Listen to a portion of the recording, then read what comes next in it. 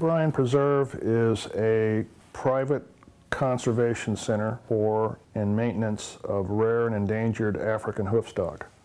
Our long-term mission is to ensure that these species are around in large numbers.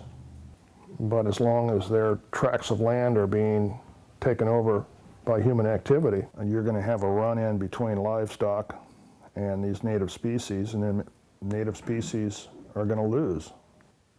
But the root of the whole problem is there's too many people on this earth. It's overpopulated. What do we have now, 6-7 billion people?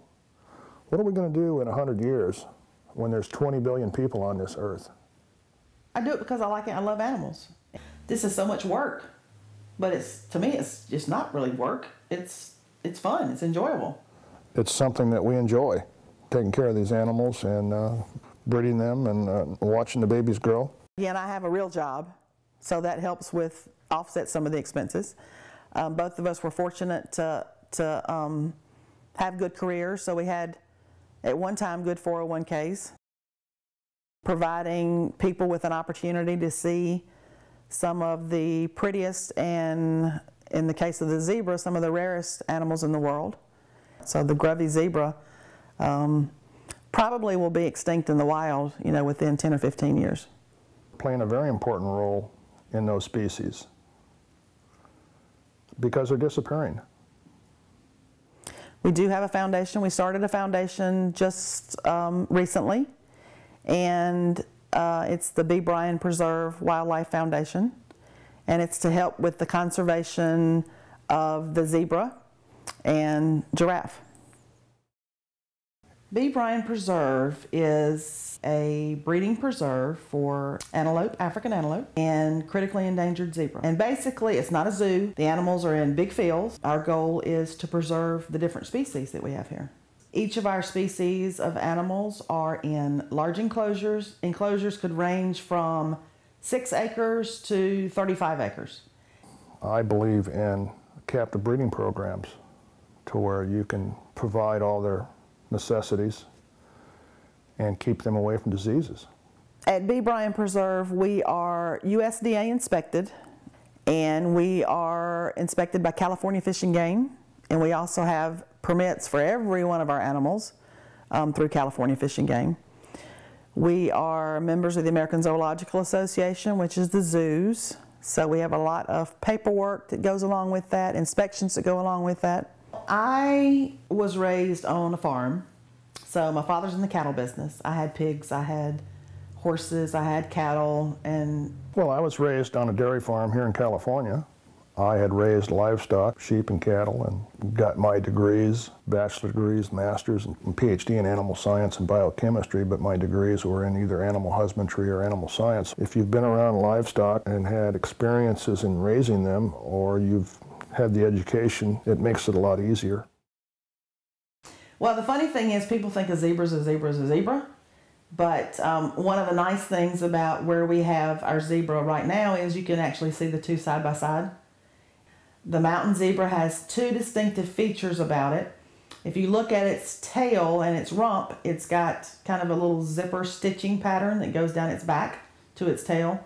And it also has a dewlap, which is extra skin under its neck. And that's the only zebra that has those two physical characteristics.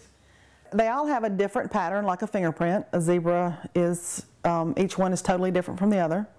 But the other thing about the zebra is that they're not symmetrical, so each side of the zebra is going to be different. So you can typically look at the right side of a Giraffe, and along there, right under their eyes, there's usually the striping pattern maybe doing something different.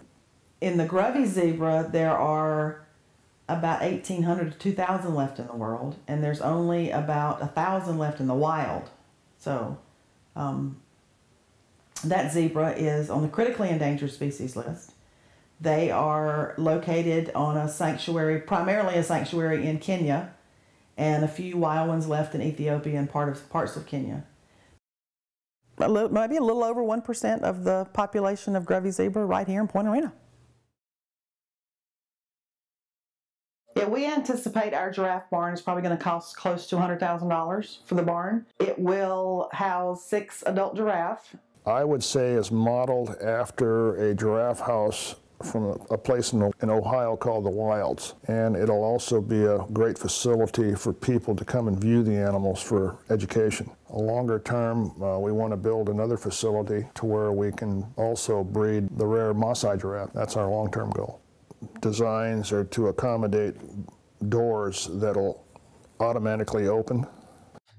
I think that is probably the greatest animal in the world, the most unusual, the most beautiful. There is a need for conservation. Giraffes are not endangered right now. Some species, subspecies are, but most are not. But their numbers are decreasing at an alarming rate, and therefore they're a species in decline in their native country. And so conservation is important, but also giraffe, like zebra, they represent the animal kingdom. They're the most popular animal that people like to see, and therefore they can be a spokesman for other species in terms of educating people in the need to save these animals.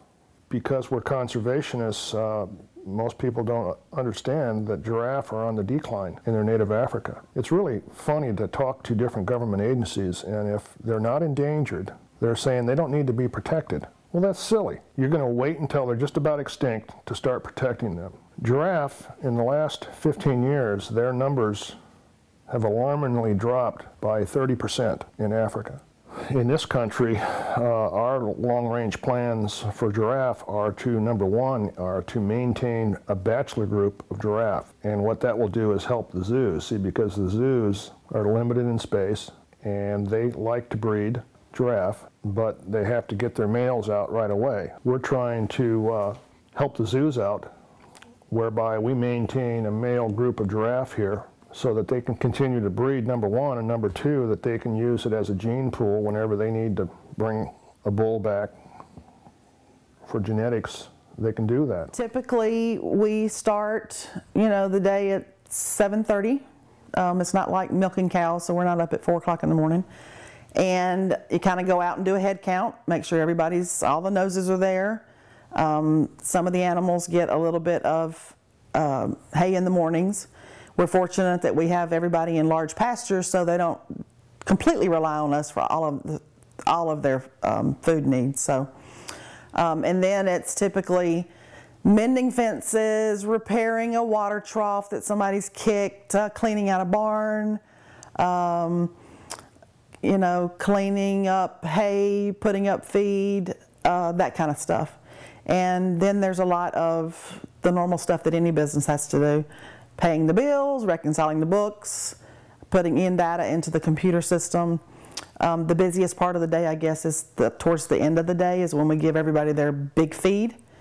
And that could be the time that we administer the medicines as well, because the animals love us when it's time for them to get fed.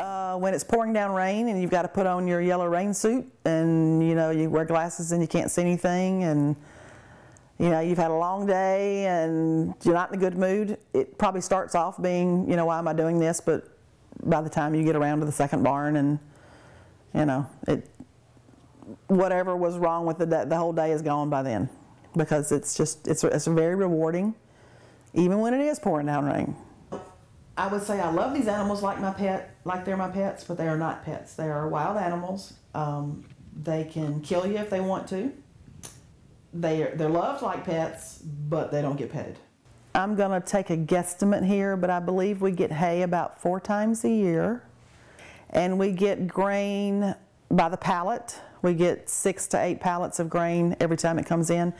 And we probably get that 6 times a year, I believe. So the hay comes from Oregon, because that's the best alfalfa we found that we've been using. And it comes in on a big truck, and it's got to be unloaded, and that's about a day process. And the hay comes in on pallets from across the hill.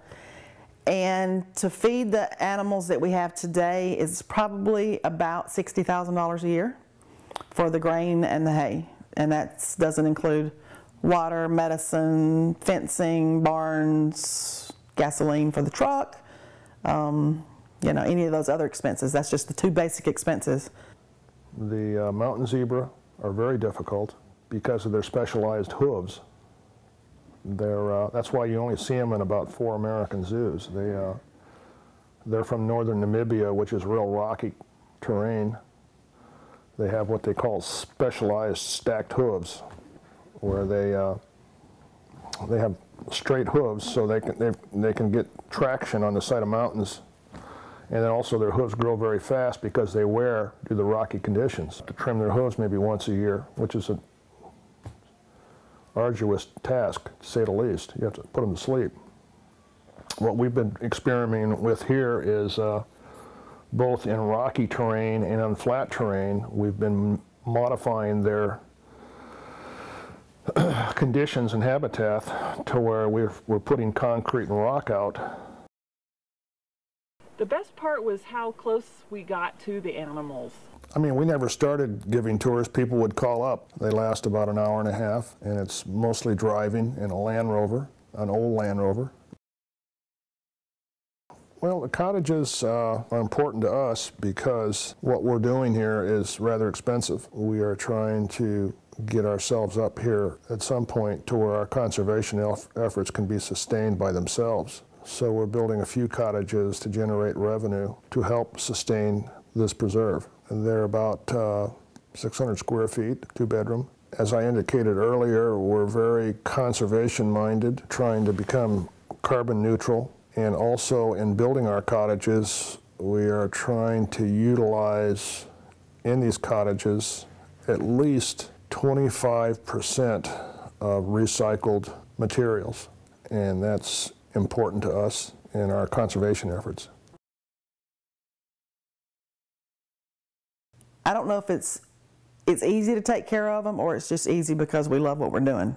Probably is more like it. I can't read my animals' minds, but when I watch their body language out there, when they're running and jumping and leaping around and sparring, and it looks to me like they're very happy. I'm doing, but I love it. Judy loves it. And it's very gratifying to protect these animals and try to increase their numbers. Well, I think it's important. We share this earth with a lot of animals, and I think that we've got to think about this. What are we going to do in 100 years when there's 20 billion people on Earth? And most all of the animals that we know of are gone.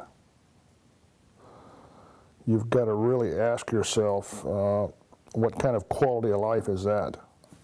I would say, think about that, because most people think of it in much more short term. You